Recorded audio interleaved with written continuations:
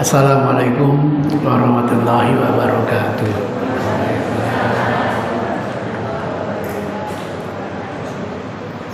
Innal hamdalillah nahmaduhu wa nasta'inuhu wa nastaghfiruh wa na'udzu billahi min syururi anfusina wa min sayyiati a'malina. May yahdihillahu fala mudilla lahu wa may yudlil fala hadiya lahu. Wa nusalli wa nusallim ala rasulil karim wa ala alihi wa sahabatihi wa man ihtada bi hadihi ila yaumiddin, amma ba'du. Betapapun Rasulullah sudah sakitnya cukup parah, bahkan tanda-tanda wafat beliau sudah tampak, tapi tidak pernah Rasul itu berwasiat kepada siapapun untuk suksesi siapa yang melanjutkan sebagai kepemimpinan umat Islam. Aisyah secara tegas menceritakan kepada kita bahwa Rasul itu wafat di pangkuannya, dan Aisyah yang paling tahu sakaratil mautnya Rasulullah Sallallahu Alaihi Wasallam. Itulah sebabnya Aisyah sendiri yang mengatakan tidak pernah ada wasiat suksesi siapa yang bakal menggantikan Rasulullah Sallallahu Alaihi Wasallam. Maka jangan kaget, Aisyah itu paling diketing oleh kelompok yang mengatakan bahwa Rasul pernah berwasiat kepada Ali bin Abi Thalib, yang dikenal dengan hadis Ghadir Khum, nama sebuah lokasi dekat dengan Badar. Kalau Bapak Ibu biasanya perjalanan dari kota Makkah menuju Madinah, padahal hadis Ghadir Khum itu sahih, ada di dalam Sahih Bukhari. Tapi redaksi yang ada di dalam Sahih Bukhari bukan wasiat, udah sama-sama istilahnya hadis Ghadir Khum. Yang ada di Sahih Bukhari itu redaksinya man kuntu maulahu fa'aliyun huwa maulaya. Itu redaksinya, bukan dengan redaksi hadza wasiyyi wal khalifah min ba'di. Bukan Rasul mengatakan inilah wasiat saya, yakni Ali bin Abi Thalib, dan inilah kelak yang akan menggantikan saya. Bohong. Itu tidak pernah ada di dalam kitab Sunni. Munculnya di Nahjul Balaghah, di kitab Kafi, miliknya orang-orang Syiah. Bagi Sunni, hadis itu palsu. Bagi mereka, hadis itu sahih. Gitu. Kenapa? Bagi Sunni itu check and recheck. Dengan redaksi itu dari mana, gurunya siapa, pernah ketemu apa tidak, kredibel apa tidak. Begitu cara menelitinya orang Sunni. Nah mereka enggak, pokoknya semua guru dianggap maksum, tidak berdosa, enggak. Bagi Sunni tidak begitu, makanya jangan kaget bagi Sunni hadisnya palsu, bagi mereka hadisnya apa? Sahih. Itu ceritanya.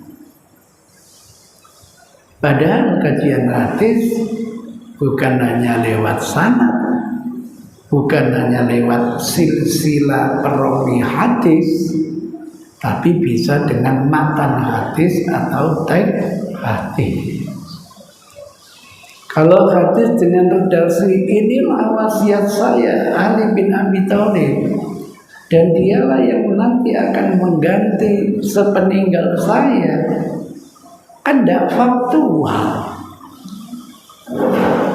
Faktanya apa? Semua sepakat bahwa pasca Rasul wafat, khalifah yang menggantikan Rasul bukan Ali tetapi Abu Bakar As-Siddiq. Itu namanya tidak faktual. Nah, hadis yang tidak faktual itu dimasukkan hadis palsu. Mereka mengelak, kenapa kok bukan Ali? Lawang Ali itu cerita mereka bersedih sehingga tidak keluar rumah.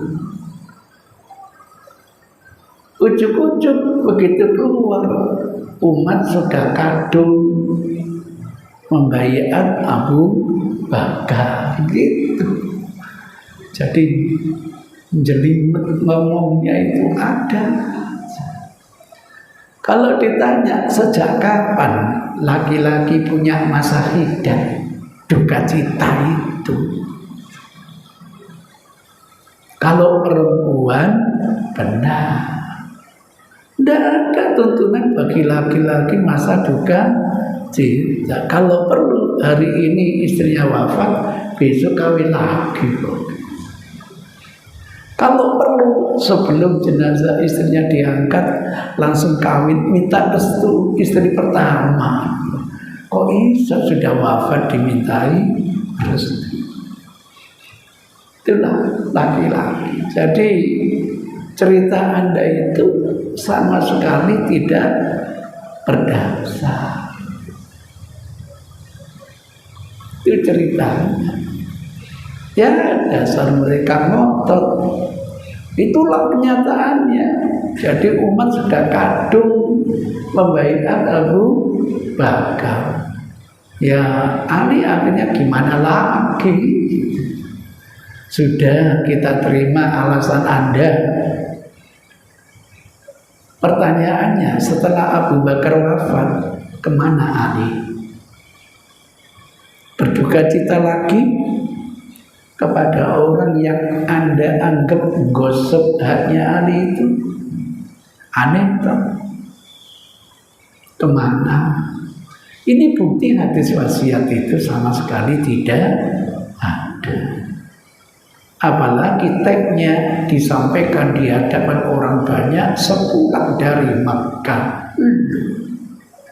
Bisa terjadi ini tahun 8 Hijrah atau mungkin tahun 9 Hijrah.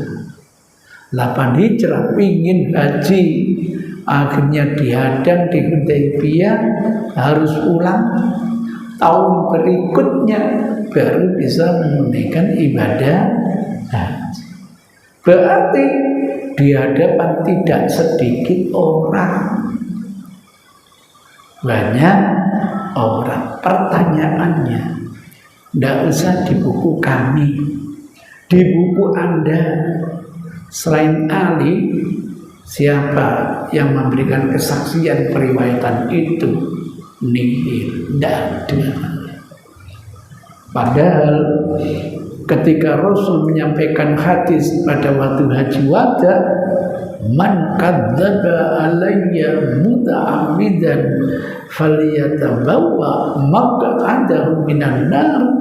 Masya Allah, lebih dari 113 sahabat meriwayatkan hadis dari Rasulullah.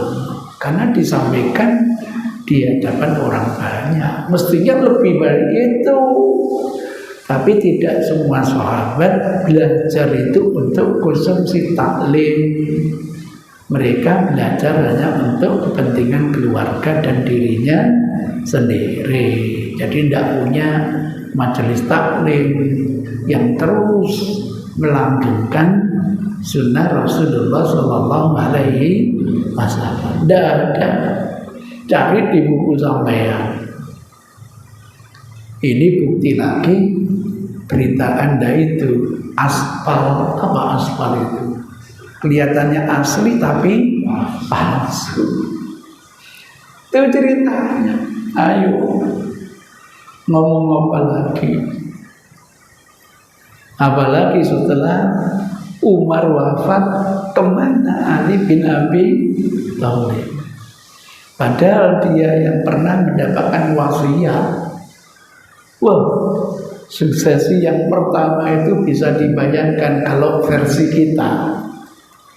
Waktu itu orang-orang Ansor dengan tokoh-tokohnya sudah kumpul. Abu Bakar mendengar mereka bicara tentang pemilu,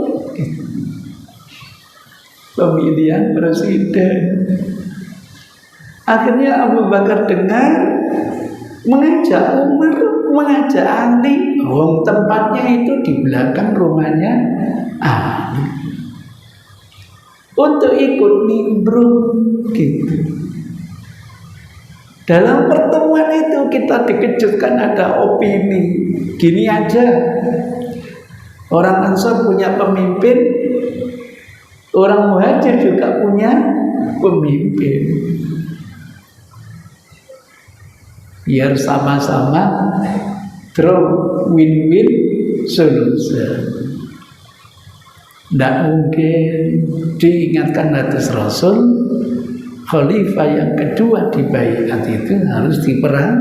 Tidak mungkin di tubuh umat Islam punya dua khalifah. Abu Bakar mengingatkan, al-a'immatu min Quraisy.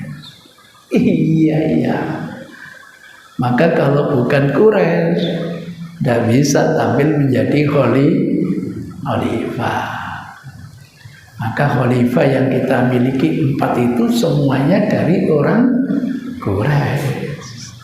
Abu Bakar suku Quraisy, Umar suku Quraisy, Utsman suku Quraisy, Ali juga suku Quraisy. Maka kalau kita memahami hadis secara tekstual, pemimpin kita nanti mestinya dari keturunan apa? Quraisy. Alhamdulillah di Indonesia masih ada Quraisyian. Tidak tahu Quraisy temenan apa enggak. Itu kalau dipahami secara tekstual. Kalau dipahami secara kontekstual, ia melihat secara de facto.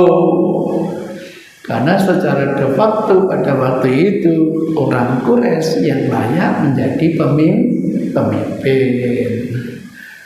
Maka kalau di Indonesia secara de facto itu kira-kira NU atau Muhammadiyah? NU, yang paling banyak umatnya itu NU. Maka khalifahnya mestinya dari NU. Kira-kira nanti ada yang dari NU? Ada ya, kolaborasi NU dan Quraisy ya. Misalnya begitu. Itu ceritanya. Alhamdulillah selesai masalahnya. Tidak ada fitnah-fitnah itu, tidak ada. Yang aneh pada waktu itu justru Abu Bakar bilang kepada Ali, karena deadlock, semua tidak ada yang mau jadi pemimpin. Alasan Abu Bakar, dia ini pemuda yang sangat potensial. Dia ini yang selalu membawa royal bendera ketika di peperangan. Maka ketika perang Tabuk, Ali tidak diajak perang, ngamuk Ali. Ali disuruh nunggui kota Madinah. Ali bilang, ya Rasul, apa hidup hanya untuk memelihara orang-orang wanita dan anak-anak? Apa kata Rasul? Wahai Ali, apa tidak mau kamu saya sampaikan kayak Musa terhadap Harun? Dulu Musa sebelum khilwat pesan Harun untuk menjadi pemimpin. Nggak boleh titik sampai di sini. Kalau titik di sini, Ali jadi nabi itu nanti. Kelanjutannya hanya saja tidak ada nabi setelah saya. Baru Ali menyadari. Itu ceritanya luar biasa. Ali menolak, malah bilang kepada Abu Bakar, dan Anda wahai Abu Bakar, orang yang pertama kali memeluk Islam, dan Anda yang menyumbangkan semua kekayaan demi Islam. Anda yang mendampingi Rasul di gua Hira. Waduh, manakibnya disampaikan. Abu Bakar angkat tangan. Gimana kalau Umar aja? Jadi tidak ada yang mau untuk menjadi khalifah. Wes kesawen. Umar akhirnya pegang tangannya Abu Bakar, aku baiat engkau sebagai khalifah, gitu. Baru semuanya ikut apa? Baiat. Itu ceritanya. Kalau versi kita, versi mereka beda lagi. Jadi begitu. Dari sini kita tahu, kalau dilihat dari sisi manaqib, Masya Allah, para sahabat itu punya banyak manaqib dari Rasul. Misalnya Mu'adz bin Jabal, manaqibnya kayak apa sih? Kata Rasul, saya dan Mu'adz kahata ini bagaikan dua hari FIFA, tidak bisa dibedakan, tidak bisa dipisahkan. Ini gara-gara ada pemuda yang mufaroqoh, menunggu jamaah Isya. Mu'adz gak datang-datang, masih di Masjid Nabawi ngaji masih. Larut malam baru pulang, ngimami gak baca pendek-pendek, yang dibaca panjang-panjang, membuat pemuda mufaroqoh, pisah dari jamaah sholat sendiri. Berita sampai kepada Mu'adz, ngamuk Mu'adz, innahu lanifaq, itu karakter kemunafikan. Kenapa? Keluar dari jamaah. Nah, pemuda misalnya sampean yang dibilang munafik oleh Mu'adz, marah atau tidak? Marah. Kalau gitu tak laporkan Kanjeng Nabi. Fa in tanaza'tum fi syai'in faruddu ila Allah war Rasul. Kembalikan kepada Allah, berarti kepada Al-Quran. Bismillah. Kembali kepada Rasul berarti ke zat Rasulullah untuk minta fatwa selagi beliau masih hidup. Kembali kepada sunnah setelah beliau wafat. Muncul slogan kembali kepada Quran dan hadis. Di hadapan Rasul mulai terjadi klarifikasi. Habis dengar sana sini, justru Rasul bilang kepada Mu'adz, ente sing salah Mu'adz, gitu. Bukan pemudanya, kadernya yang disalahkan. Perilaku itu menjadi sumber fitnah bagi umat. Itu asbabul wurud kalau sholat mengimami umat supaya dipersingkat. Kalau sholat sendiri silakan diperpanjang sebatas kemampuan. Itu ceritanya. Kurang apanya pemuda bilang, Sak Janjani Mu'ad itu kayak apa ini? Ana wa Mu'ad kata ini. Aku dengan Mu'ad bagaikan dua jari ini. Tidak mungkin dipisah, tidak mungkin dibedakan. Walaupun punya manakib seperti ini, tidak otomatis menjadi pengganti suksesi kepemimpinan Rasulullah. Apalagi manakib yang dimiliki Abu Bakar As-Siddiq. Entah berapa kali Abu Bakar ini dipercaya Rasul untuk mengganti beliau menjadi imam.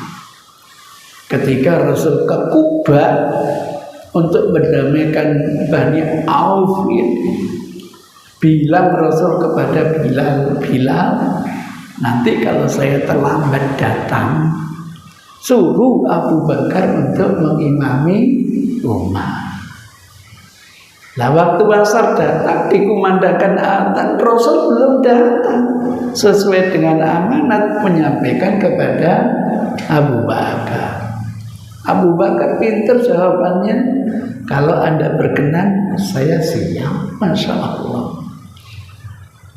Maka ketika Rasul sudah berdiri, tiba-tiba Rasul datang gitu. Itu ceritanya. Masya Allah, itu manakib yang tidak otomatis simbol suksesi mengganti kedudukan Rasulullah Sallallahu Alaihi Wasallam. Akhirnya kita tahu diadakan yang namanya musyawarah. Kira-kira di antara teman-teman ini siapa ya yang lebih layak untuk tampil menggantikan posisi Rasulullah? Maka kalau idealnya tekstual, dulu kan kalau ada orang Quraisy gitu. Kalau dipahami kontekstual, ya tentunya secara de facto siapa yang layak nanti menjadi imam itu. Baru dirincinya apa? Kapan ya pemimpin itu ya punya karakteristik kayak Rasul sebagai uswatun hasanah. Baru muncul idealnya pemimpin yang akan kita pilih nanti. Waduh, fatona gitu. Cerdas sekali, Masya Allah. Tidak seperti teman saya, katanya pelongo gitu. Mohon maaf teman saya ini. Saya suka baca WA itu, kesimpulannya pelongo. Ya kita cari. Mosok kabeh pelongo gitu. Oh, ini kok enggak pelongo, ini tampak sekali cerdas. Saya enggak mendoktrin, tapi tolong jangan ada kebencian, jangan ada fanatisme. Karena yang akan kita pilih itu adalah yang akan memimpin kita gitu. Makanya saya tidak pernah mengatakan siapa pilihan Anda. Dan tolong sampai juga jangan tanya saya lah sampean sopo. Ditimbang-timbang. Sekarang kita punya 3 atau 4. 4 Pak. Nama saya belum tercantum. Masih terbuka kok. Bisa direvisi loh. Bisa. Ya itulah aturannya. Sudah dicalonkan boleh direvisi. Aneh gitu. Itu nanti ditimbang-timbang sisi fatonahnya. Kemudian Masya Allah, yang namanya Rasul itu ya Allah, sosok manusia yang amanah. Masya Allah. Kira-kira dari tiga itu yang amanah yang mana? Gitu. Gak ada yang amanah Ustaz. Semuanya tidak amanah. Ya sudah, cari kriteria yang lain. Fatonanya sudah, amanahnya ada, transparansinya, tablignya, Masya Allah. Kira-kira gimana namanya pemimpin? Mudah-mudahan nanti bisa terukur bahasa politiknya, rekam jejaknya gitu. Nah, adik saya ini belum punya rekam jejak gitu. Belum. Ya, teman saya sudah 2 kali memimpin 2 periode kok belum tampak gitu. Nah, temannya lagi walaupun sekali memimpin kok sudah tampak. Nah, itu namanya rekam apa? Jejak gitu. Misalnya begitu.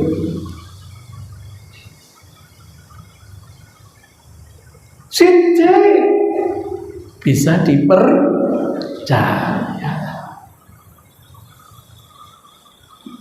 Susah mencari yang sidik itu, Bang. Masya Allah. Bahasa orang tua SOTP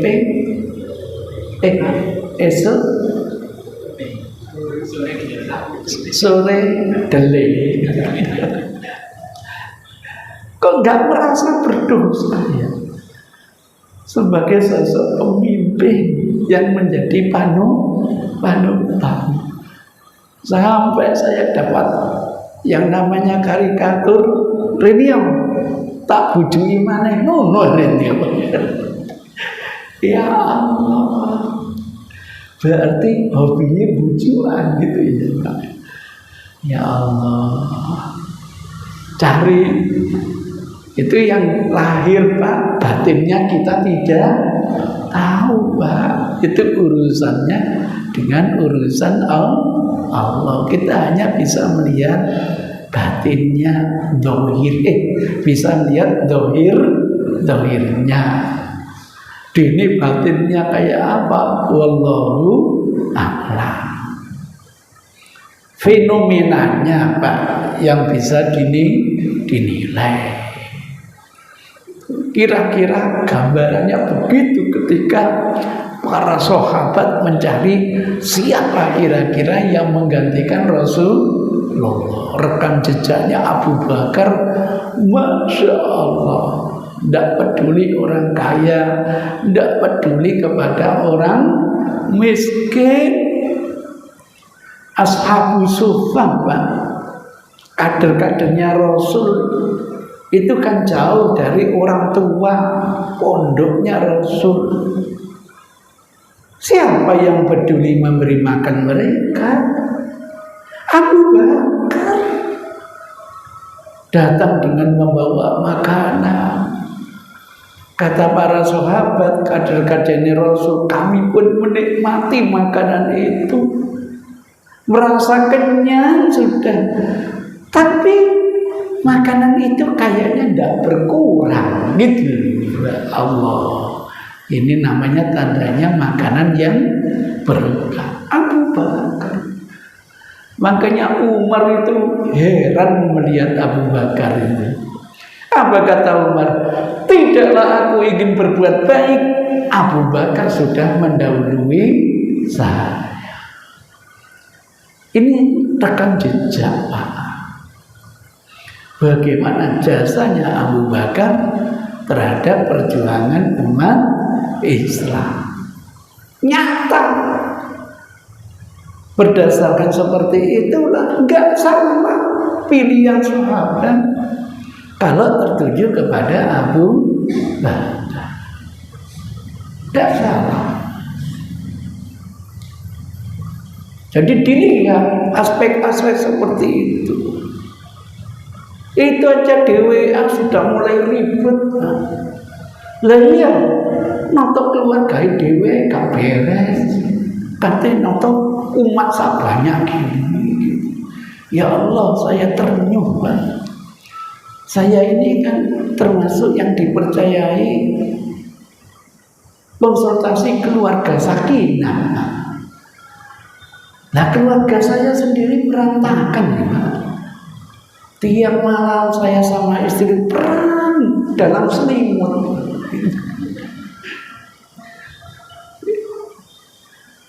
Loh, andaikan saya ditunjuk membimbing keluarga sakinah, keluarga saya sendiri berantakan, kan lucu, Pak. Apa kata orang? Hanya bisa ngomong, tapi tidak bisa mempraktekkan. Bisa. Jadi banyak di WA itu komentar-komentar yang Masya Allah. Ya Allah. Ada pertanyaan mungkin, ada komentar, monggo. Mungkin ada yang punya pikiran. Bismillah. Nggih. Ada yang punya komentar? Silakan Bapak. Ustaz, mohon maaf. Iya. Jadi materi yang disampaikan oleh Ustaz tadi secara implisit. Iya. Itu kan berkenaan dengan kepemimpinan. Iya. Dengan kondisi saat ini. Iya. Kalau kondisi saat ini kita ini dihadapkan dengan adanya kepemimpinan presiden. Iya. Dengan berjalannya kondisi itu ada ijtihad para ulama.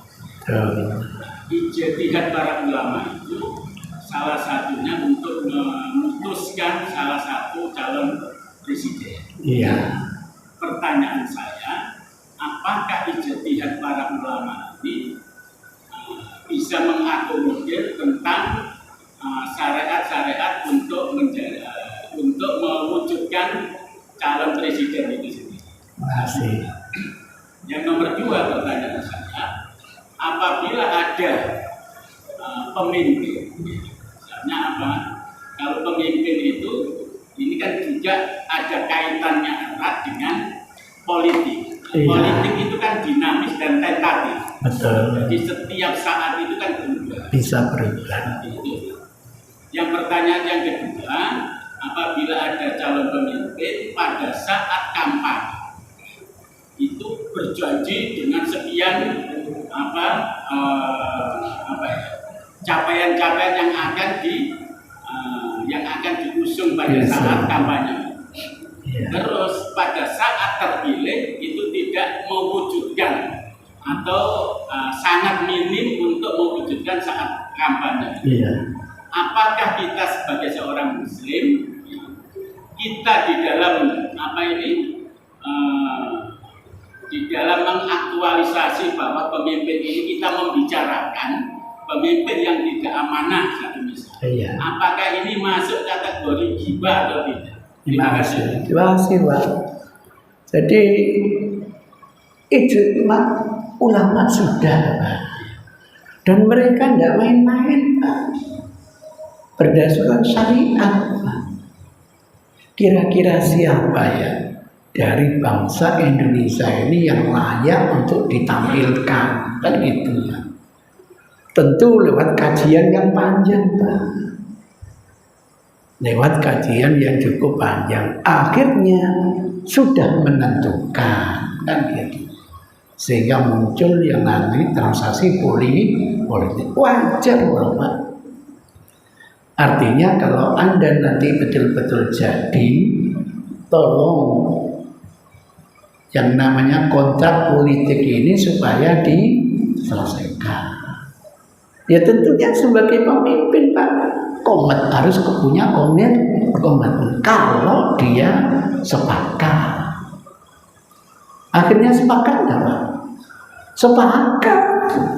Nah, karena sepakat, semestinya dia nanti harus mengaktualisasikan apa yang menjadi kontrak politik.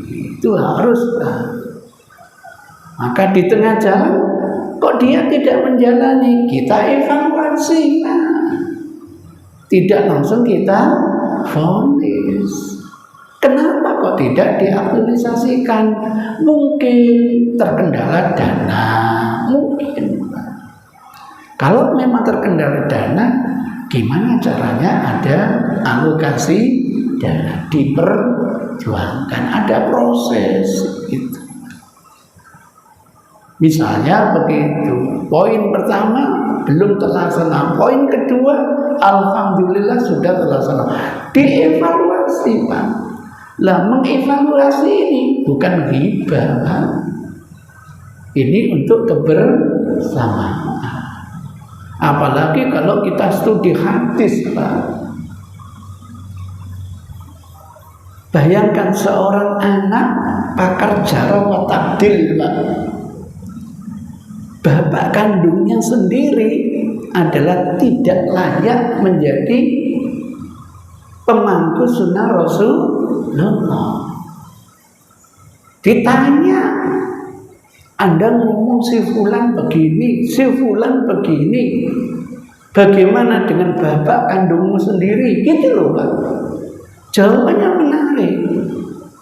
Tanyakan kepada teman dekatnya. Saya tidak terima periwayatannya. Sampai begitu.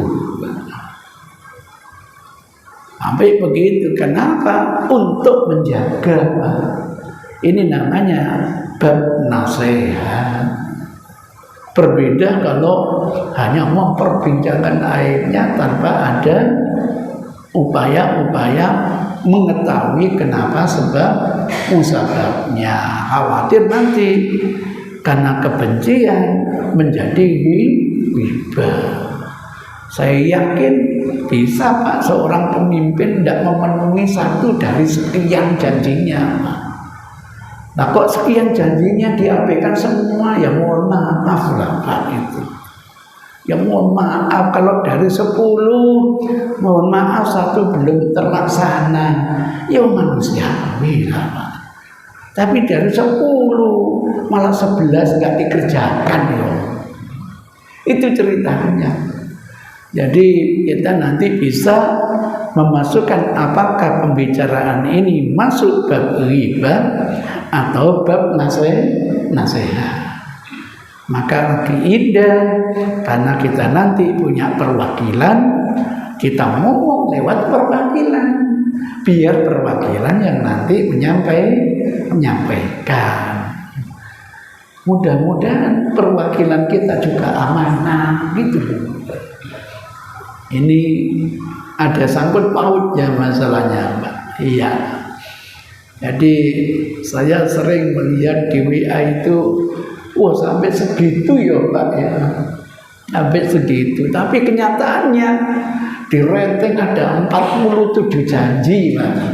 Yang satu coret tidak terlaksana. Yang kedua, loh. Nah, kalau sudah seperti itu kan tidak salah. Masyarakat akhirnya menilai, memberi nasihat yang mungkin gagal di dalam kepemimpinan.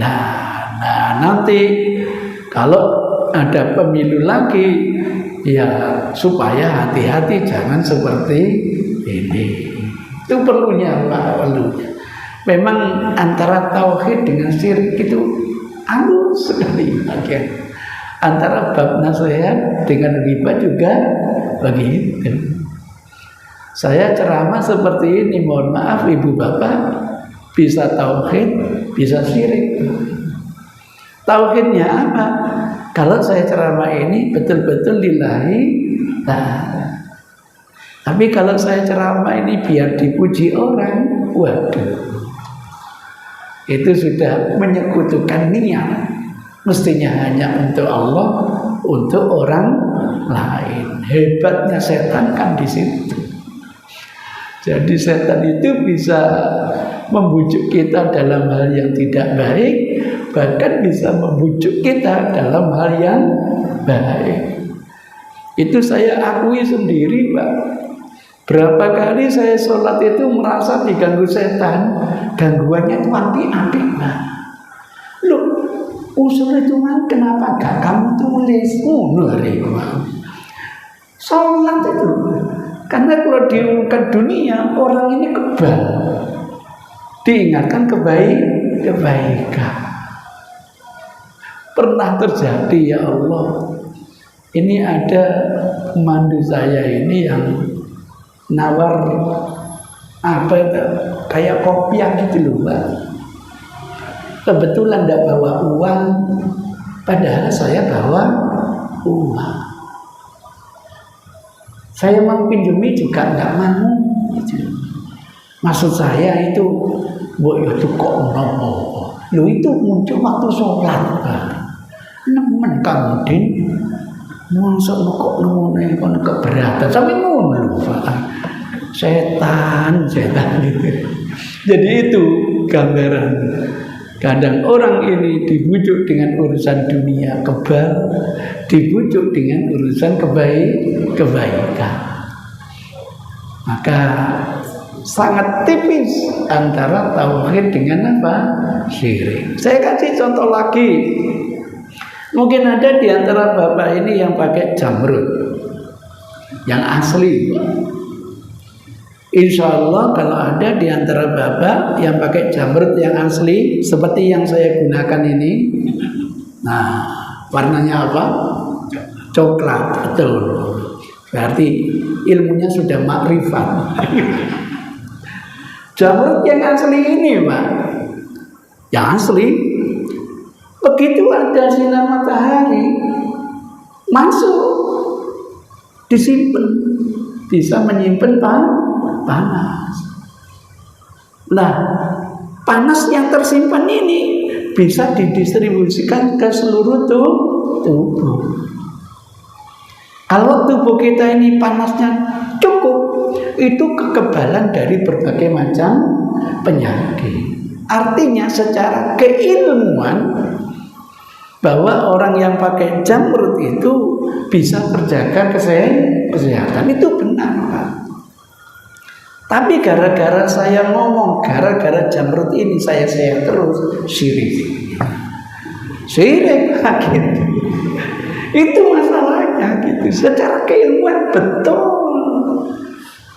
tapi bisa syirik seakan-akan ada la haula wala quwata illa bi jamratillah. Bahayanya di situ. Itulah perlunya kita ekstra hati-hati biar terjaga dari berbagai kesirikan. Ada lagi mungkin komentar, pertanyaan? Monggo. Terjawab ya Pak ya? Kedua sudah ya Pak ya? Nah itu jadi sulit Pak kita membedakan apakah ini nasihat atau ini ghibah. Kalau nasihat kepentingannya bukan untuk dirinya sendiri tapi untuk kemaslahatan bersama. Jadi yang namanya pakar jarh wa ta'dil ngomong seperti itu untuk kemaslahatan kita bersama, sehingga kita bisa membedakan mana hadis yang sahih, mana hadis yang palsu. Gitu. Nah, hadis watirhum dengan redaksi wasiat jelas itu, walaupun kita tidak bisa diskusi lewat sana karena memang mereka punya paradigma yang berbeda. Jadi mereka tidak pernah bicara ittosal sanad, bersambungnya sanad, enggak. Bagi mereka itu hidup rohbaniyah. Misalnya saya jadi mereka, saya bisa mengatakan atas nama Tuhan, bisa. Atas nama Rasul, bisa. Sunni tidak bisa. Anda atas nama Rasul itu dari mana gitu. Nah, dipelajari dalam sebuah disiplin ilmu jarh wa ta'dil. Jarh itu melacak nilai-nilai cacatnya, ta'dil melacak nilai-nilai kredibilitasnya. Ini bukan ghibah, ini bab nasihat. Maka bagi ulama hadis, cintanya bukan karena siapa, karena Allah, karena Rasul. Sampai kepada orang tuanya sendiri, dia amanat demi kepentingan Rasulullah. Itu ceritanya, Pak. Ada lagi komentar yang lain? Monggo. Pertanyaan yang lain mungkin. Monggo silakan. Tetap mau tanyakan. Monggo. Berkenaan dengan pilpres dan pemilihan anggota legislatif. Okay. Jadi kita sebagai jamaah terkadang ada fenomena dan fakta di lapangan. Itu salah satu calon anggota legislatif itu memberi uang untuk mencoblos. Apakah pemberian salah satu calon legislatif itu memberi uang itu apakah masuk dalam kategori suap atau tidak? Terima kasih. Inilah Pak yang saya katakan, bisa tauhid, bisa syirik gitu. Repot Pak. Coba saya sebagai anggota legislatif, ada orang butuh transportasi, butuh fasilitas, saya peduli kepada dia. Apa salahnya? Saya ini sebagai orang yang nanti dipercayai membantu mereka untuk transportasinya, untuk capeknya, atau untuk hausnya, misalnya begitu. Tapi setan kan bisa memulai. Kayak ono aja nyoblos kono, jadi masalah baru gitu. Jadi masalah baru. Maka Gus Barak itu kaiso disono karena sudut pandangnya ingin membantu. Yang nyalakan ini namanya money politik gitu.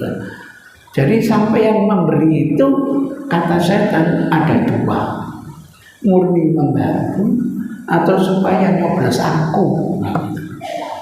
Kira-kira pilih mana? Itu masalahnya, Pak. Masalahnya. Paling enak kalau niatnya bantu, berikan kepada lembaganya. Jangan langsung kepada orangnya.